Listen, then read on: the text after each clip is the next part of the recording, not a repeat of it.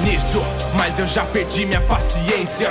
Eu estou cansado com tamanha insolência. Primeiro emo, agora em você vou dar um fim. Vou mostrar que esses fracos não se igualam a mim. Kakaroto, você é nascido na plebe. Sou um saiyajin puro, não me misturo com vermes. Crio laços de amizade e acha que entende o amor. Sentimentos são a fraqueza do lado perdedor. Um verdadeiro saiyajin chega trazendo o terror. A prova disso foi quando você matou o seu avô. Contra mim, Kakaroto, vou te mostrar o inferno. Vou pisar na sua cara e te chamar de inseto. Não me chama de Kakaroto, o meu nome é Goku. E hoje vamos descobrir se o seu sangue é azul. Você me chama de fraco, quis falar do meu avô. Tem uma lista de todos que você não derrotou. Viveu com o ódio do Freeza por destruir nosso planeta. Mas a grande verdade, o príncipe não aguenta. Chorou quando perdeu, apanhou até não poder mais. E me implorou pra fazer o que você não foi capaz. Você é uma sombra minha que nunca vai me alcançar. Além da cria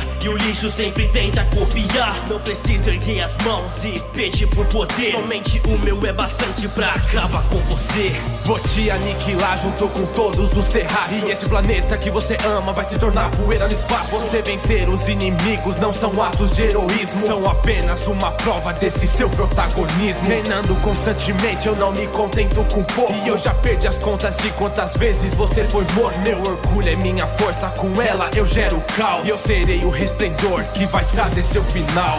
Fraco, revoltado, você cresceu como escravo. E nem conseguiu impedir seu povo de ser aniquilado. Contra o Majin Buu você fez um sacrifício. Achou que fosse matar ele com esse poder ridículo. Ao final dessa batalha um de nós estará morto. Já feri o seu orgulho, agora vou ferir seu corpo. Essa sua arrogância sempre te fará perder. O único verme insolente no duelo é você. Quem venceu? Quem serão os próximos?